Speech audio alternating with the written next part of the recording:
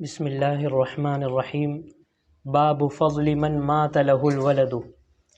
قال الامام البخاری رحمہ اللہ حدثنا اسماعیل قال حدثني مالک عن ابن شهاب عن ابن المسیب عن ابی ہریرہ رضی اللہ عنہ ان رسول اللہ صلی اللہ علیہ وسلم قال لا يموت لأحد من المسلمین ثلاثة من الولد فتمسه النار إلا تحلة القسم عن ابی ہریرہ رضی اللہ عنہ ان امرأة اتت النبی صلی اللہ علیہ وسلم بصبی فقالت ادع له فقد دفنت ثلاثا فقال احتضرت بحضار شدید من النار عن خالد العبسی قال مات ابن لی فوجدت علیہ وجدا شدیدا فقلت یا ابا ہریرہ ما سمعت من النبی صلی اللہ علیہ وسلم شیئا تسخى به انفسنا عن موتانا قال سمعت من النبی صلی اللہ علیہ وسلم يقول صغاركم دعاميص الجنة عن محمود بن لبید رحمہ اللہ عن جابر بن عبد اللہ قال سمعت رسول اللہ صلی اللہ علیہ وسلم يقول من مات له ثلاثة من الولد فاحتسبهم دخل الجنة قلنا یا رسول اللہ واثنان قال واثنان قلت لجابر والله ارى لو قلتم وواحد لقال قال وانا اظنه والله عن ابی ہریرہ ان امرأة اتت النبی صلی اللہ علیہ وسلم بصبی فقالت ادعوا الله له فقد دفنت ثلاثا فقال احتضرت بحضار شدید من النار عن ابی ہریرہ جاءت امرأة الى رسول اللہ صلی اللہ علیہ وسلم فقالت یا رسول اللہ انا لا نقدر علیک فی مجلسک فواعدنا یوما نأتک فیہ فقال موعدکن بیت فلان فجاءہن لذلك الوعد وكان فيما حدثهن ما منكن امرأة يموت لها ثلاث من الولد فتحتسبهم إلا دخلت الجنة فقالت امرأة واثنان قال واثنان۔ یہ دنیا چونکہ دارالامتحان ہے، آزمائش کی جگہ ہے، اس لیے ہر انسان کی اس دنیا میں آزمائش ہوتی ہے، مختلف چھوٹی بڑی پریشانیاں مصیبتیں سب کے اوپر آتی ہے، بالخصوص مومنین کے ساتھ ایسا ہوتا ہے۔ اور یہ آزمائش اللہ تبارک و تعالیٰ اس لیے ان پر ڈالتے ہیں تاکہ ان کے گناہوں کو معاف کرے اور آخرت میں ان کے درجات کو بلند کرے۔ جو بھی پریشانی آئے، چاہے گھریلو پریشانی ہو، جسمانی پریشانی ہو، مالی پریشانی ہو، اولاد کی طرف سے یا بیوی کی طرف سے یا شوہر کی طرف سے کوئی پریشانی ہو یا کاروباری پریشانی ہو، جو بھی پریشانی ہو، مصیبت ہو، اگر مومن اس مصیبت میں صبر کرتا ہے، شکوے شکایت سے بچتا ہے، اللہ تعالیٰ سے ثواب کی امید رکھتا ہے، تو اللہ تبارک و تعالیٰ اس مصیبت کو اس کے لیے ایک نعمت بنا دیتے ہیں، اور صبر کرنے والوں کے لیے جو وعدے کیے گئے ہیں وہ سارے وعدے اسے حاصل ہوتے ہیں کہ دنیا میں اللہ تبارک و تعالیٰ کی معیت حاصل ہوتی ہے، اللہ اس کے ساتھ ہوتے ہیں۔ ان اللہ مع الصابرین، جو صبر کرنے والے ہوتے ہیں اللہ تعالیٰ ان کے ساتھ ہوتے ہیں، اور بسا اوقات صبر کرنے والوں کو اللہ تعالیٰ اس مصیبت کا نعم البدل بھی عطا فرما دیتے ہیں، کوئی بہترین بدلہ، اس کی جگہ کوئی دوسری چیز دے دیتے ہیں۔ اور اس کے علاوہ بہت سارے وعدے ہیں، مصیبت پر صبر کرنے والوں پر اللہ کی خصوصی رحمتیں نازل ہوتی ہیں، اللہ کی خاص سکینہ نازل ہوتی ہے، اللہ تعالیٰ ان کو صحیح راستے پر چلاتے، بہت سارے وعدے ہیں۔ اور آخرت میں وعدہ یہ ہے کہ انہیں بڑا اجر ملے گا، اللہ تعالیٰ انہیں جنت میں داخل کریں گے صبر کرنے والوں کو۔ اور بعض خاص مصیبتوں میں اللہ تعالیٰ نے خاص وعدے فرمائے، یا حدیث میں خاص وعدے کیے گئے، خاص اجر بیان کیا گیا ہے، کیونکہ وہ مصیبت بڑی ہوتی ہے، بھاری ہوتی ہے۔ مثال کے طور پر اپنوں کا ہم سے جدا ہو جانا، بالخصوص سگی اولاد کا انتقال ہو جانا، اور بالخصوص سگی اولاد جب کہ وہ بچپن میں انتقال کر جائے تو بہت زیادہ صدمہ ہوتا ہے، بڑا صدمہ ہوتا ہے۔ تو اس کے اوپر اللہ تبارک و تعالیٰ کی طرف سے خاص وعدے ہیں، اور خاص اجر کا اللہ کی طرف سے جو ہے وعدہ کیا گیا ہے، انہی فضائل کو ان احادیث میں بیان کیا گیا ہے۔ کیا وعدہ کیا گیا ہے؟ خلاصہ ان حدیث کا یہ ہے کہ جس کی سگی اولاد کا انتقال ہو جائے، ایک ہو، دو ہو، یا تین ہو، یا زیادہ ہو، یا حدیث میں 3 اور 2 کا ذکر کیا گیا ہے، لیکن علماء نے لکھا ہے کہ اگر ایک بچے کا بھی انتقال ہوگا تو یہ سارے فضائل حاصل ہو جائیں گے، لیکن شرط یہ ہے کہ صبر کرے،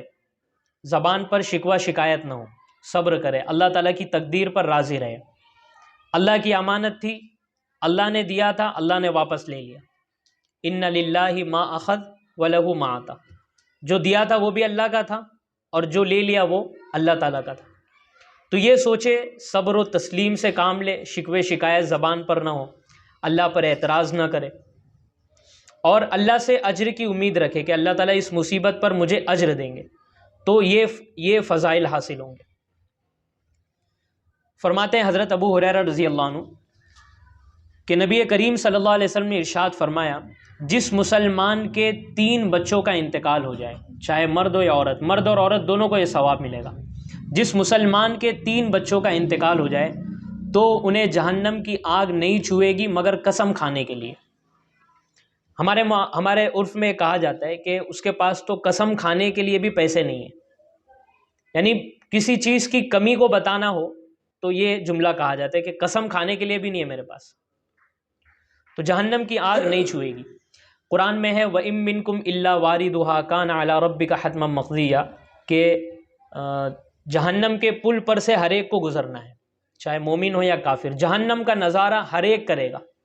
البتہ جو کافر ہیں وہ جہنم میں جائیں گے اور جو مومن ہیں وہ وہاں سے گزر کے آگے جنت میں پہنچ جائیں گے۔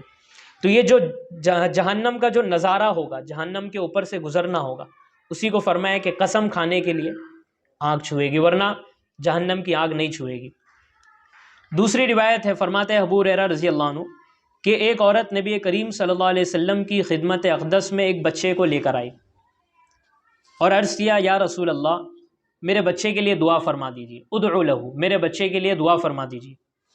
میں اس سے پہلے 3 بچوں کو دفن کر چکی ہوں، یعنی اس کے لیے دعا فرما دیجیے، اللہ تعالیٰ اس کی زندگی میں برکت عطا فرما دے، یہ بچہ جیے، مرے نہ۔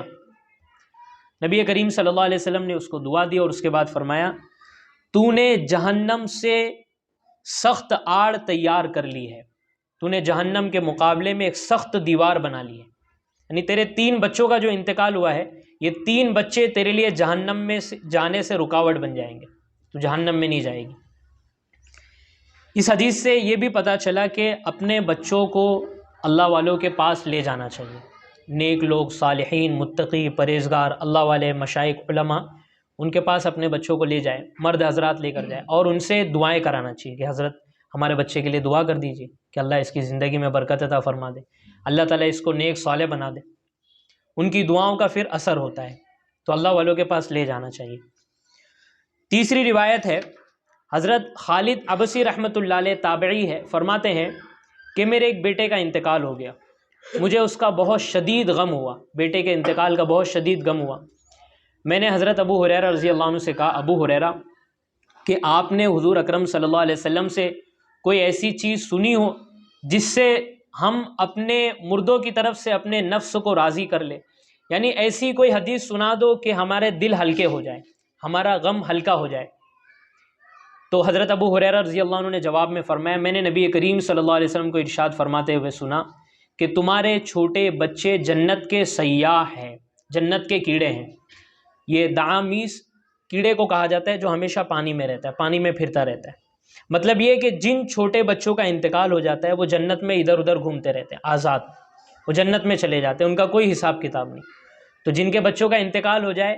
وہ خوش رہے کہ ان کے بچے ڈائریکٹ جنت میں چلے گئے، ان کا کوئی حساب کتاب نہیں۔ چوتھی روایت ہے، محمود ابن لبید رحمۃ اللہ علیہ فرماتے ہیں کہ حضرت جابر بن عبداللہ رضی اللہ عنہ نے روایت کیا ہے کہ نبی کریم صلی اللہ علیہ وسلم نے ارشاد فرمایا، جس کے 3 بچوں کا انتقال ہو جائے اور وہ ان کے انتقال پر صبر کرے، اللہ تعالیٰ سے اجر کی امید رکھے، تو وہ جنت میں داخل ہوگا۔ جس کے بچوں کا انتقال ہو جائے اور وہ صبر کرے، ثواب کی امید رکھے، تو وہ جنت میں داخل ہوگا۔ میں نے کہا، حضرت جابر رضی اللہ عنہ فرماتے ہیں، ہم نے عرض کیا، یا رسول اللہ، اگر 2 بچوں کا انتقال ہوا ہو تو حضور اکرم صلی اللہ علیہ وسلم نے فرمایا کہ اگر 2 بچوں کا انتقال ہوا ہو تب بھی یہی فضیلت۔